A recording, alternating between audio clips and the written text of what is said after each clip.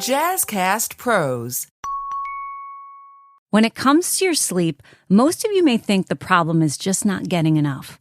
But what if I told you that too much sleep can leave you just as drained? If you've ever woken up sluggish, foggy, or like your energy never really switched on, you may be experiencing the hidden effects of oversleeping. But here's the thing. It's more common than you think, and it can work against you in the same way not getting enough sleep can. So in this episode, we uncover why more sleep is not always better, the difference between sleepiness and fatigue, and some of the most common factors that could be fueling your grogginess. You'll also get actionable tips to go from slothy mornings to feeling energized and alert all day. So if you're finally ready to break free from what's preventing you from feeling your best, this episode is for you. Welcome back to the Doze Podcast, where we shift the conversation around sleep health and teach you how to reclaim rest as a foundation for personal and professional success. I'm your host, Soda Kuczkowski. I'm a sleep health educator and certified sleep coach, and also the founder of Start With Sleep and the Doze, where we not only provide education, but also sleep-enhancing products to help you thrive. And today's episode is a big one because it's about something we don't talk about enough, and that's oversleeping. Yes, too much can be just as disruptive as not getting enough. And today I actually have a very personal story for how I've recently found myself straying off my own sleep path. Now, here's the thing. Sometimes oversleeping can sneak up on you. So recently I've noticed myself waking up feeling a little bit more sluggish, foggy, and just less motivated. And for someone who teaches sleep health every day, this, of course, is a huge red flag. This became apparent to me after about a week of decreasing energy levels. By the time I entered week 2, I finally stopped and I asked myself, what's going on here? And I noticed I was moving slower, I was thinking slower, I was being less active, just overall not feeling like myself. So I retraced my steps and I started to think back on any factors that were different. And as I went to go take my prescription one morning, it was staring me right in the face. I realized that the shape and the color of my prescription was different. There had been a change in my pharmacy prescription manufacturer. And for me, that matters. Different manufacturers can use different inactive ingredients, and that can change how your thyroid medication is absorbed, and in turn, how you feel. So I called my primary care and ordered some labs, including a thyroid panel and nutritional testing. And sure enough, what I suspected was true. Something was off, right? We found that my vitamin B12 levels were very low and I needed to add a supplement.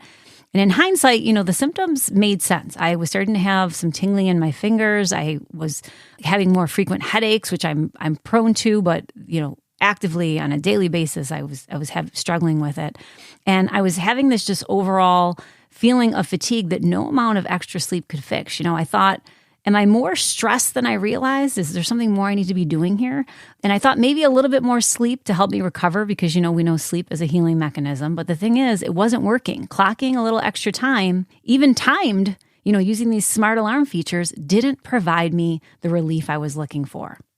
And that's the point I want you to hear. Sometimes it isn't about what you are or not doing right. Sometimes outside factors like medication changes or nutrient absorption can trigger shifts in your energy and your sleep, which is why you have to stay vigilant, pay attention to the signals, and take action when something feels off.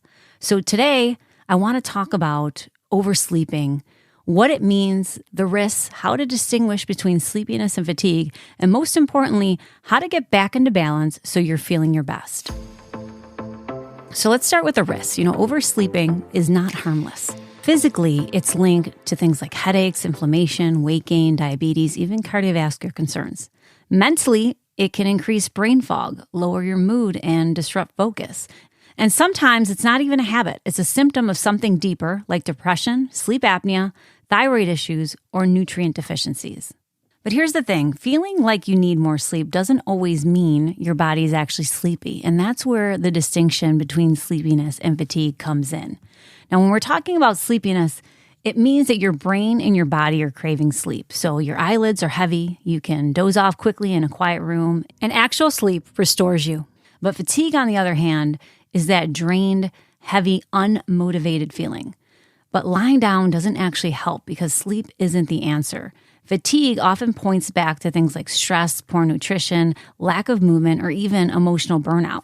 And if you want just a quick way to decipher this, if you can fall asleep within 10 to 15 minutes, you're sleepy. But if you can't, it might be a sign that you're fatigued. The distinction matters because if you keep throwing more sleep at fatigue, you're going to wake up just as drained. That's when you need to start looking at other factors. That's stress, the nutrition, the underlying health factors. Now, as I thought for myself, stress is a major driver. Chronic stress flattens your cortisol rhythm, leaving you groggy in the morning and wired at night. Emotional stress can also lead to avoidance behaviors like staying in bed longer, which feeds that cycle. And nutrition can play a huge role as well. Too much sugar, caffeine late in the day, or heavy processed carbs at night can mimic fatigue. And on the flip side, balancing meals with protein, fiber, and healthy fats can stabilize your energy. And of course, we don't want to forget about hydration because when you're dehydrated, it is one of the most overlooked causes of low energy. And then there are the deficiencies. Sometimes oversleeping is your body's way of compensating, and blood work can uncover some things like it did for me. Vitamin D, it can be linked to mood, fatigue, circadian disruption, short sleep duration, which means you're waking up frequently. Iron levels, low levels can cause extreme tiredness and brain fog. Vitamin B12 is essential for neurological function, and when you have a deficiency, it equates to that low energy. Magnesium helps to support sleep quality, stress regulation and recovery, and of course, melatonin production. And then our thyroid, right? A sluggish thyroid function often shows up as oversleeping. So sometimes oversleeping isn't laziness at all. It's your body waving a red flag that something deeper is going on. So how do you go from slothy mornings to feeling alert and energized without relying on another nap or a pot of coffee? Well, I've put together some practical strategies to reset your rhythm and boost your natural energy. Of course, number one is going to be the thing that we talk about the most in sleep, and that is consistency, right? We want to anchor your wake-up time. Even if you've had a bad night, getting up at the same time retrains your circadian clock. Second, we want to make sure that we're getting that morning light exposure and that we're moving as well, right? Getting just that 10 minutes of outside morning light can reset your body clock better than an extra hour in bed. And of course, hydration before caffeine. We want to start with drinking a glass of water before we're reaching for a cup of coffee. And I would add on to that, you want to consider using electrolytes, which are minerals that consist of things like sodium, potassium, and magnesium. They're especially important if you're someone who's active, if you're under stress, which a lot of us are, or in hot environments, because hydration is not just water, it's minerals moving into your cells where energy is made. You want to front load protein at breakfast, 20 to 30 grams to stabilize blood sugar and prevent those mid-morning crashes. We also want to make sure that we're moving. We want movement breaks, taking 5 to 10 minutes of walking or stretching every hour to fight sluggishness. You want short bursts of activity every hour to keep fatigue from building. And last, know when to hit reset. If you oversleep, the worst thing you can do is keep piling on more sleep and hoping that you're going to feel better. That only pushes your body clock further out of sync. So instead, treat it as a reset point. Get up, get moving, fuel your body with balanced meals, hydrate well, and then hold your usual bedtime. That's what helps your system realign. One solid day of rhythm beats an endless cycle of catch-up sleep. So here's the truth. Oversleeping is something that can happen to anyone at any time, even me. Sometimes it's habits, sometimes it's stress, sometimes it's hidden factors like deficiencies or thyroid changes. The key is paying attention, being proactive, and asking for help when you need it.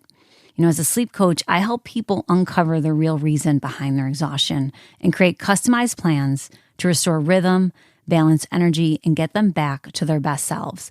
If you're stuck in that cycle of grogginess, I want you to know you do not have to figure it out alone. So if you're ready to stop hitting snooze on your potential, I want you to reach out. Your best self is waiting on the other side of better sleep. So before we wrap up today's episode, I want to take a moment to share some important news. While it's bittersweet, it also represents an exciting new chapter for us.